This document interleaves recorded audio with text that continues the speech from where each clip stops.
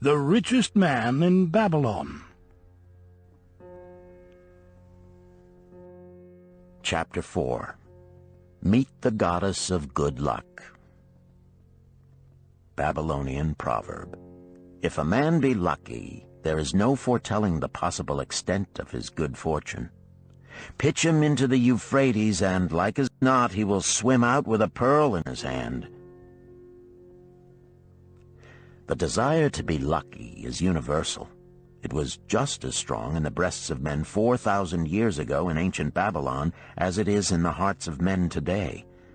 We all hope to be favored by the whimsical goddess of good luck. Is there some way we can meet her and attract not only her favorable attention, but her generous favors? Is there a way to attract good luck?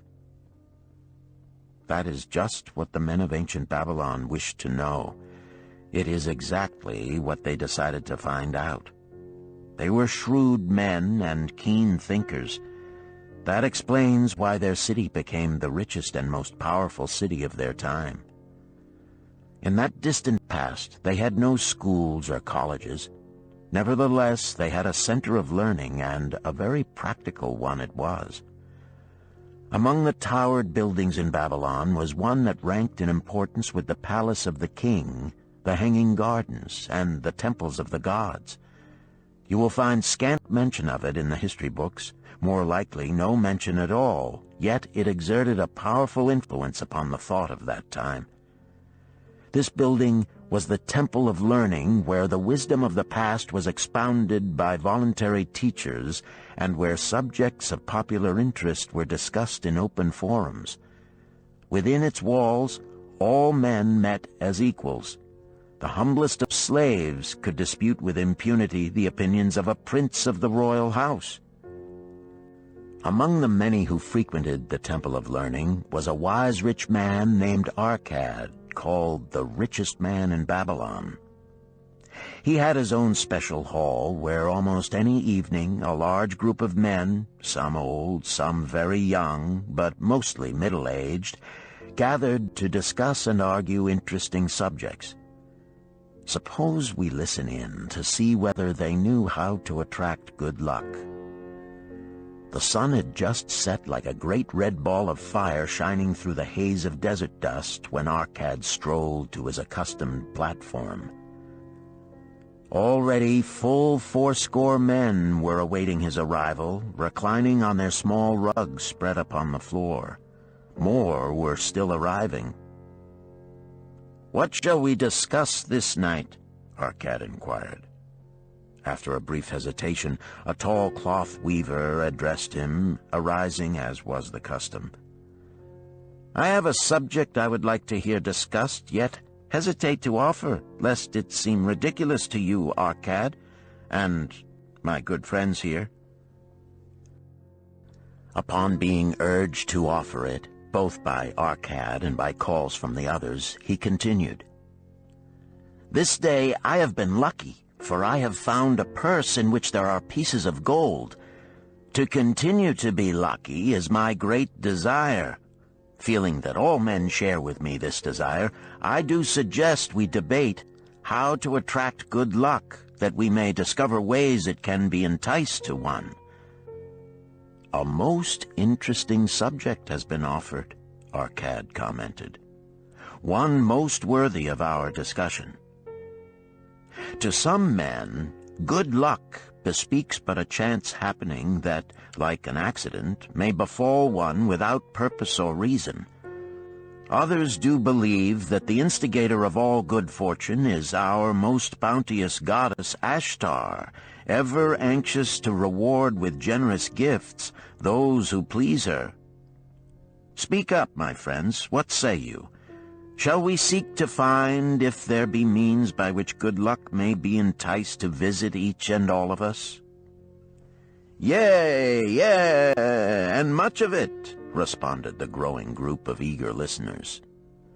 Thereupon Arkad continued, "To start our discussion, Let us first hear from those among us who have enjoyed experiences similar to that of the cloth weaver in finding or receiving, without effort upon their part, valuable treasures or jewels.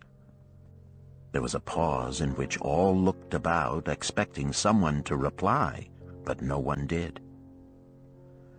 "What? No one?" Arkad asked. "Then rare indeed must be this kind of good luck. Who now will offer a suggestion as to where we shall continue our search?" "That I will do," spoke a well-robed young man, arising. "When a man speaketh of luck, is it not natural that his thoughts turn to the gaming tables? Is it not there we find many men courting the favor of the goddess in hope she will bless them with rich winnings?" As he resumed his seat, a voice called, "Do not stop! Continue thy story. Tell us, didst thou find favor with the goddess at the gaming tables? Did she turn the cubes with red side up, so thou filled thy purse at the dealer's expense?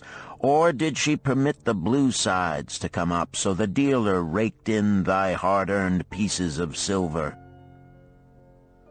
The young man joined the good-natured laughter, then replied, "I am not averse to admitting she seemed not to know I was even there. But how about the rest of you? Have you found her waiting about such places to roll the cubes in your favor? We are eager to hear as well as to learn." "A wise start," broke in Arkad.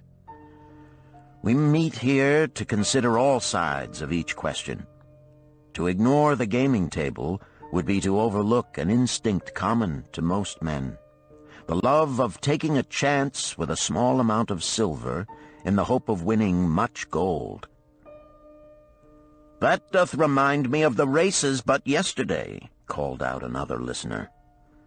"If the goddess frequents the gaming tables, certainly she does not overlook the races where the gilded chariots and the foaming horses offer far more excitement.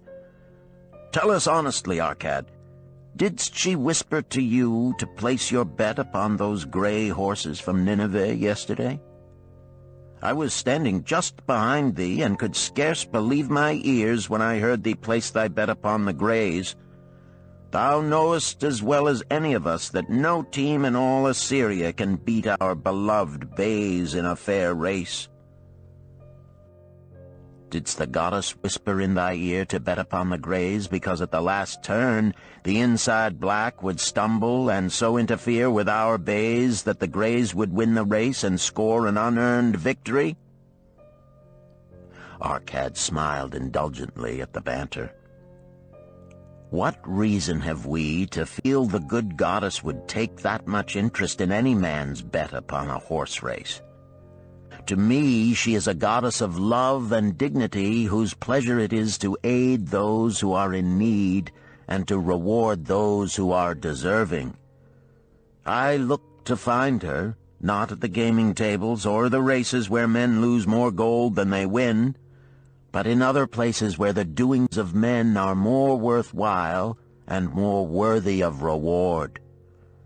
In tilling the soil, in honest trading, in all of man's occupations, there is opportunity to make a profit upon his efforts and his transactions. Perhaps not all the time will he be rewarded, because sometimes his judgment may be faulty, and other times the winds and the weather may defeat his efforts. Yet, if he persists, he may usually expect to realize his profit. This is so because the chances of profit are always in his favor.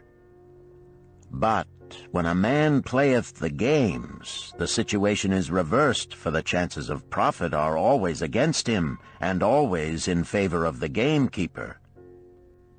The game is so arranged that it will always favor the keeper. It is his business at which he plans to make a liberal profit for himself from the coins bet by the players. Few players realize how certain are the gamekeeper's profits and how uncertain are their own chances to win. For example, let us consider wagers placed upon the cube. Each time it is cast, we bet which side will be uppermost. If it be the red side, the game master pays to us 4 times our bet.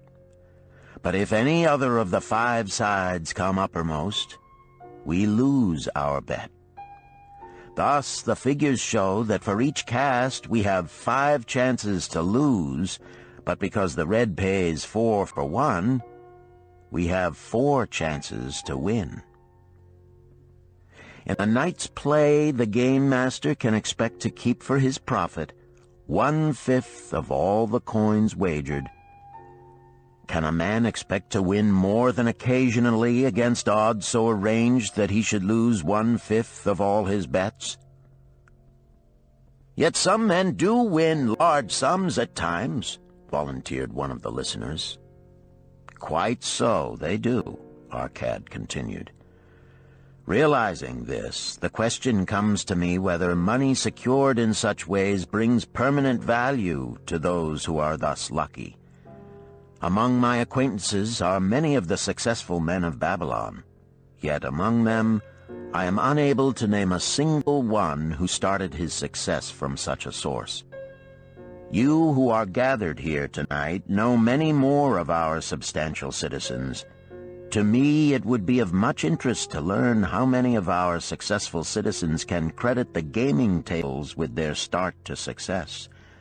Suppose each of you tell of those you know. What say you? After a prolonged silence, a wag ventured, "Wouldst thy inquiry include the gamekeepers?" "If you think of no one else," Arkad responded. "If not one of you can think of anyone else, then how about yourselves? Are there any consistent winners with us who hesitate to advise such a source for their incomes?" His challenge was answered by a series of groans from the rear, taken up and spread amid much laughter. "It would seem we are not seeking good luck in such places as the goddess frequents," he continued. "Therefore let us explore other fields. We have not found it in picking up lost wallets, neither have we found it haunting the gaming tables. As to the races, I must confess to have lost far more coins there than I have ever won. Now suppose we consider our trades and businesses. Is it not natural, if we conclude a profitable transaction, to consider it not good luck, but a just reward for our efforts? I am inclined to think we may be overlooking the gifts of the goddess. Perhaps she really does assist us when we do not appreciate her generosity. Who can suggest further discussion?" Thereupon an elderly merchant arose, smoothing his genteel white robe. "With thy permission, most honorable Arkad and my friends, I offer a suggestion. If, as you have said, we take credit to our own industry and ability for our business success, why not consider the successes we almost enjoyed but which escaped us, happenings which would have been most profitable?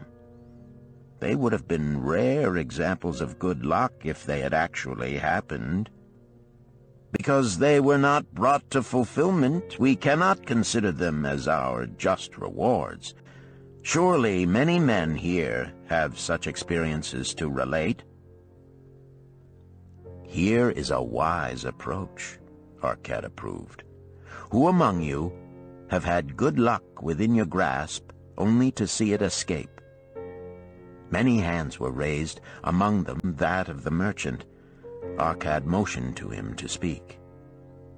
"As you suggested this approach, we should like to hear first from you."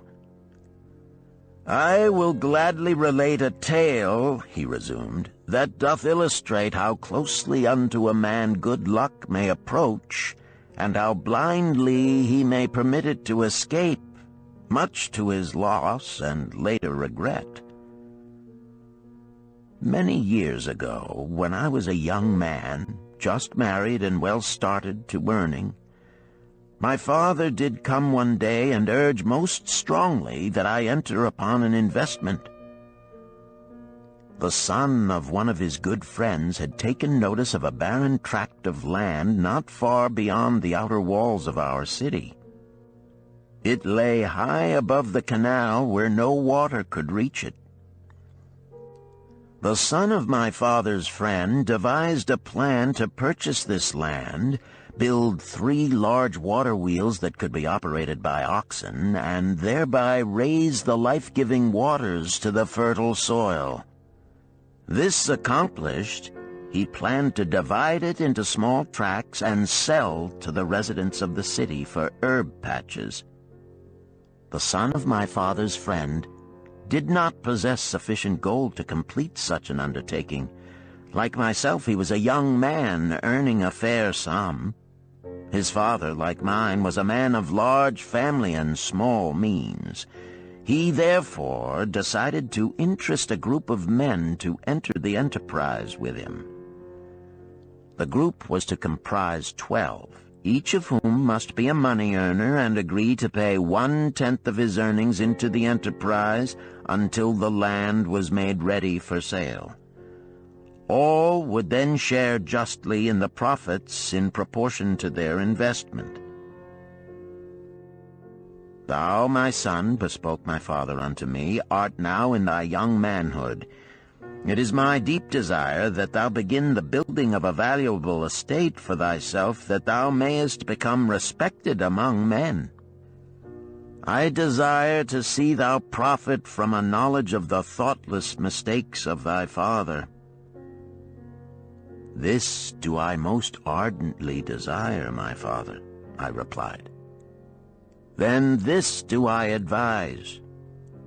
Do what I should have done at thy age. From thy earnings keep out 1/10 to put into favorable investments. With this 1/10 of thy earnings, and what it will also earn, thou canst, before thou art my age, accumulate for thyself a valuable estate. Thy words are words of wisdom, my father. Greatly do I desire riches. Yet there are many uses to which my earnings are called. Therefore do I hesitate to do as thou dost advise. I am young. There is plenty of time.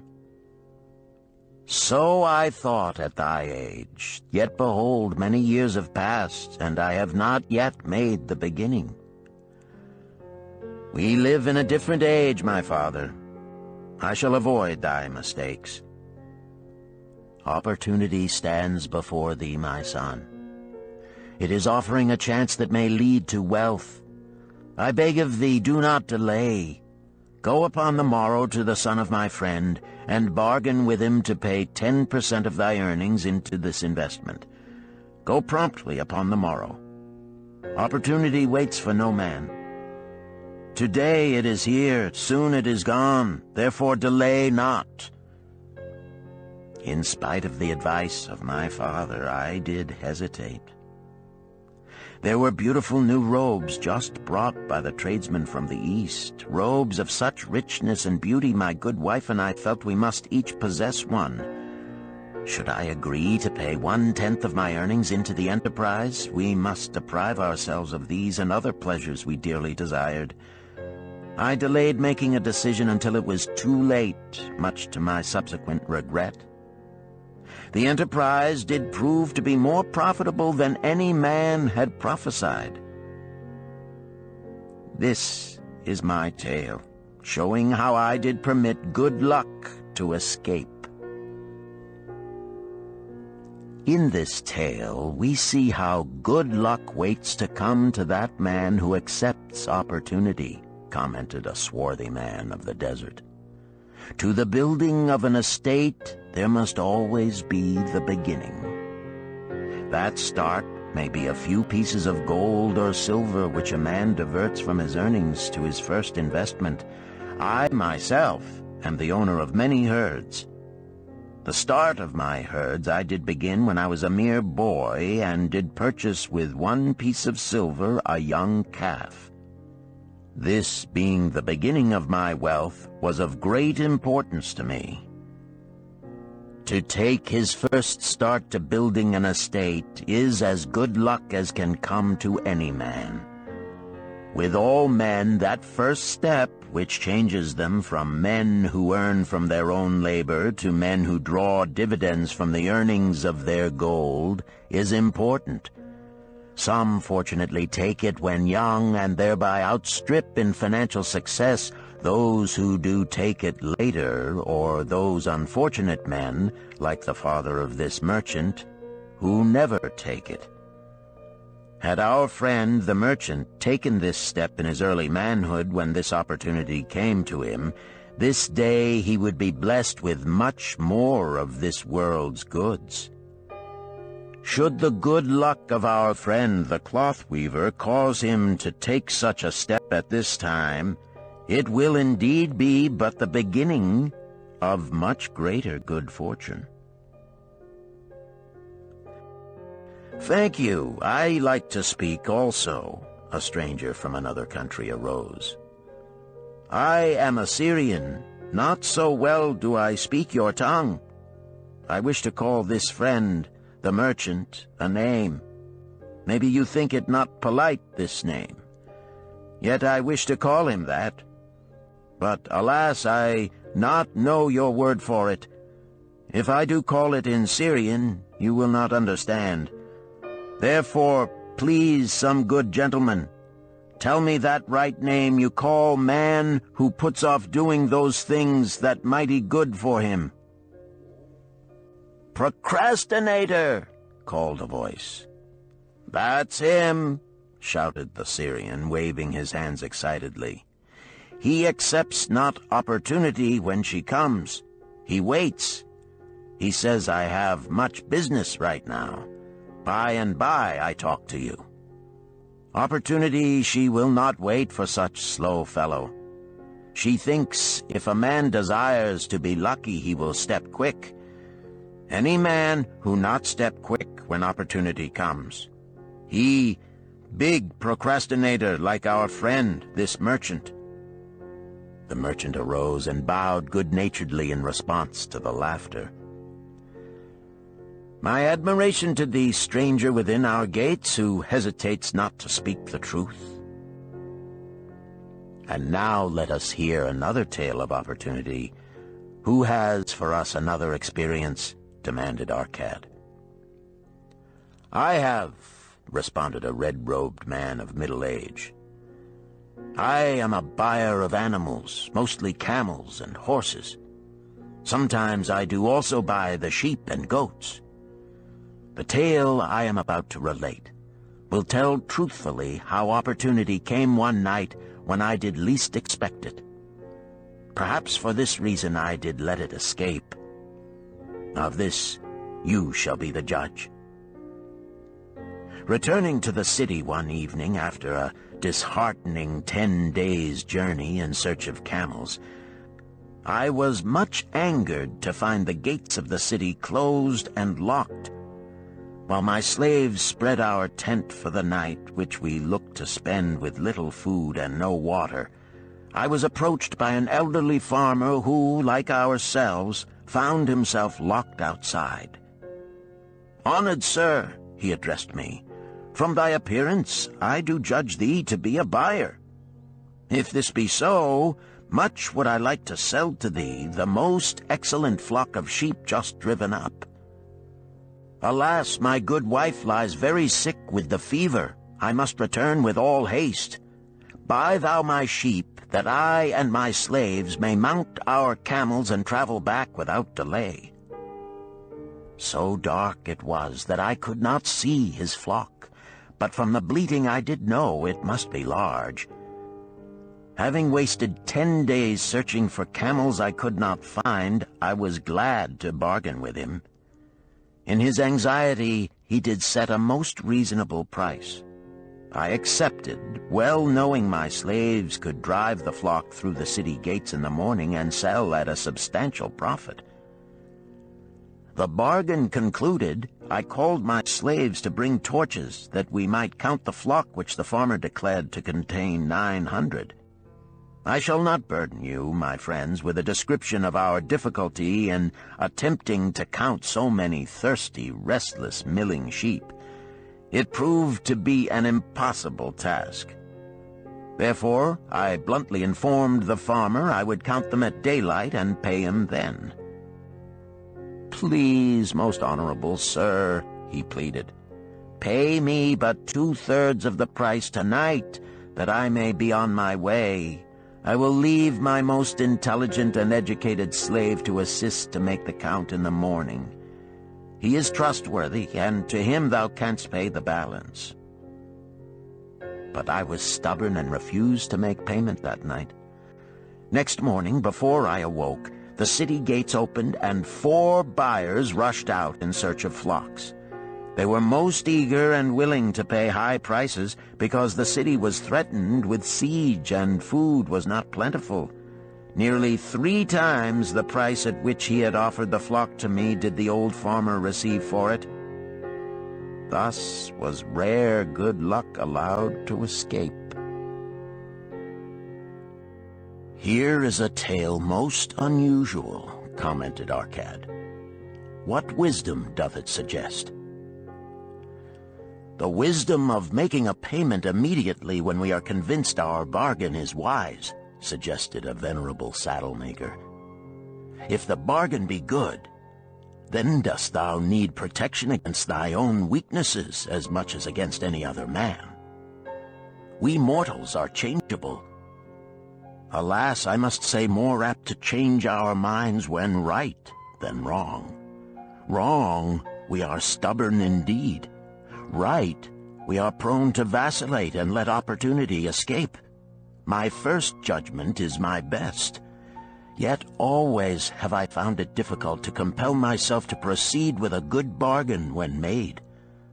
Therefore, as a protection against my own weaknesses, I do make a prompt deposit thereon. This doth save me from later regrets for the good luck that should have been mine." "Thank you. Again I like to speak." The Syrian was upon his feet once more. "These tales much alike. Each time opportunity fly away for same reason. Each time she come to procrastinator, bringing good plan. Each time they hesitate, not say, right now, best time, I do it quick. How can men succeed that way?" "Wise are thy words, my friend," responded the buyer. "Good luck fled from procrastination in both these tales. Yet this is not unusual. The spirit of procrastination is within all men.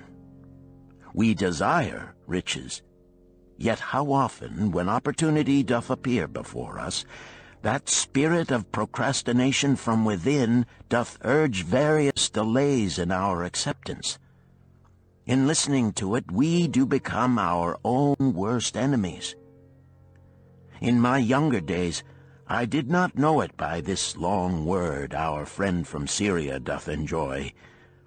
I did think at first it was my own poor judgment that did cause me loss at many profitable trades. Later I did credit it to my stubborn disposition.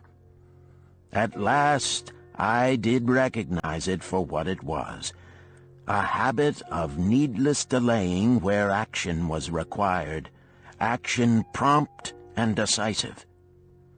How I did hate it when its true character stood revealed. With the bitterness of a wild ass hitched to a chariot, I did break loose from this enemy to my success. "Thank you. I like ask question from Mr. Merchant," the Syrian was speaking. "You wear fine robes, not like those of poor man. You speak like successful man. Tell us, do you listen now when procrastination whispers in your ear?" "Like our friend the buyer, I also had to recognize and conquer procrastination," responded the merchant. "To me, it proved to be an enemy ever watching and waiting to thwart my accomplishments. The tale I did relate is but one of many similar instances I could tell to show how it drove away my opportunities. 'Tis not difficult to conquer once understood. No man willingly permits the thief to rob his bins of grain, nor does any man willingly permit an enemy to drive away his customers and rob him of his profits. When once I did recognize that such acts as these my enemy was committing, with determination I conquered him. So must every man master his own spirit of procrastination before he can expect to share in the rich treasures of Babylon. What sayest, Arkad? Because thou art the richest man in Babylon, many do proclaim thee to be the luckiest. Dost agree with me that no man can arrive at a full measure of success until he hath completely crushed the spirit of procrastination within him? It is even as thou sayest, Arkad admitted. During my long life, I have watched generation following generation, marching forward along those avenues of trade, science, and learning that lead to success in life. Opportunities came to all these men. Some grasped theirs and moved steadily to the gratification of their deepest desires, but the majority hesitated, faltered, and fell behind. Arkad turned to the cloth weaver. Thou didst suggest that we debate good luck. Let us hear what thou now thinkest upon the subject. I do see good luck in a different light. I had thought of it as something most desirable that might happen to a man without effort upon his part. Now I do realize such happenings are not the sort of thing one may attract to himself. From our discussion have I learned that to attract good luck to oneself, it is necessary to take advantage of opportunities. Therefore, in the future, I shall endeavor to make the best of such opportunities as do come to me. Thou hast well grasped the truths brought forth in our discussion, Arkad replied. Good luck, we do find, often follows opportunity, but seldom comes otherwise. Our merchant friend would have found great good luck had he accepted the opportunity the good goddess did present to him. Our friend the buyer likewise would have enjoyed good luck had he completed the purchase of the flock and sold at such a handsome profit. We did pursue this discussion to find a means by which good luck could be enticed to us. I feel that we have found the way. Both the tales did illustrate how good luck follows opportunity. Herein lies a truth that many similar tales of good luck, won or lost, could not change. The truth is this: good luck can be enticed by accepting opportunity. Those eager to grasp opportunities for their betterment do attract the interest of the good goddess. She is ever anxious to aid those who please her. Men of action please her best. Action will lead thee forward to the successes thou dost desire. Men of action are favored by the goddess of good luck.